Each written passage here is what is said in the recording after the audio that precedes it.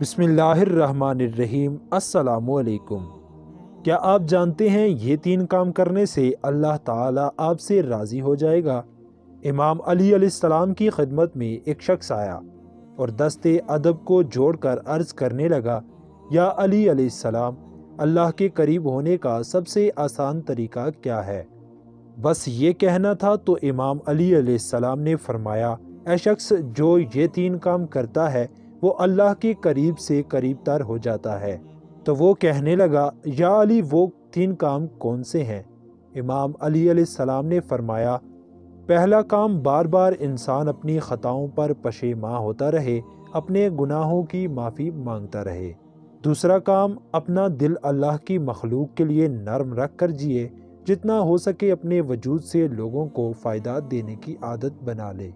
اور تیسرا کام ہر نیک کام صدقے کی نیت سے کرے، اللہ کی مخلوق کو دیکھ کر اگر مسکرائے تو یہ سوچ کر مسکرائے کہ اس خلقت کو اللہ نے پیدا کیا ہے۔ کسی کی مدد کرے تو یہ سوچ کر مدد کرے کہ میرا اس کی مدد کرنا اللہ کے نزدیک مجھے محبوب بنائے گا۔ اس مدد کی امید نہ رکھے۔ اگر دنیا سے محبت کرتا ہے، بھلائی کرتا ہے تو اس بھلائی کی امید نہ رکھے۔ جس انسان میں نیکی کرنے کا فعل صدقہ کی نیت سے ہوگا، اللہ کی مخلوق کے لیے اس کا دل نرم ہوگا اور بار بار اپنی خطاؤں کو لے کر پشیماں ہوگا، تو سمجھ جانا یہی وہ انسان ہے جو اللہ کے قریب رہ کر اللہ کو راضی کر بیٹھا ہے۔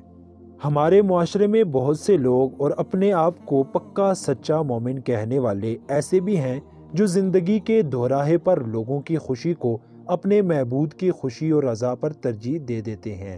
انہیں یہ بات معلوم ہونی چاہیے کہ ان کا یہ کام ایمان کے ضعیف ہونے اور غضب الہی کے نزدیک ہونے اور رحمت الہی سے دور ہونے کا سبب بنتا ہے۔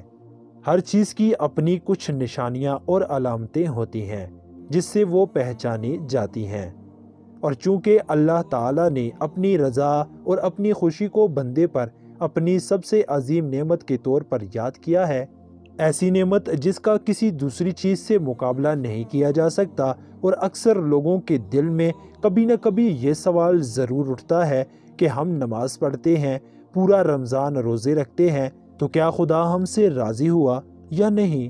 چنانچہ روایات میں اللہ کے اپنے کسی بندے سے راضی رہنے کی کچھ علامات بیان کی گئی ہیں جن سے انسان مطمئن ہو سکتا ہے کہ اس کا پروردگار اس سے خوش ہے یا نہیں۔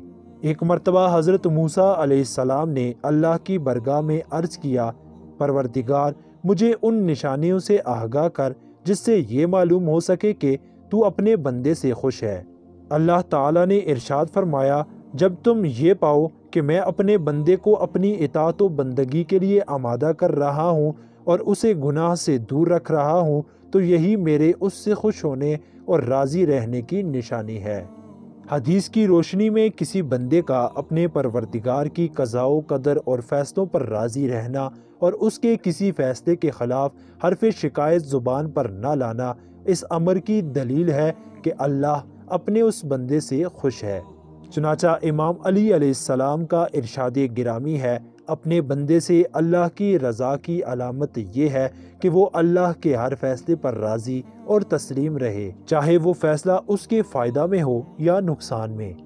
ایک دیگر روایت میں ملتا ہے کہ حضرت موسیٰ علیہ السلام نے اللہ تعالیٰ کی بارگاہ میں عرض کیا، پروردگار اپنے بندے سے تیرے خوش رہنے کی نشانی کیا ہے؟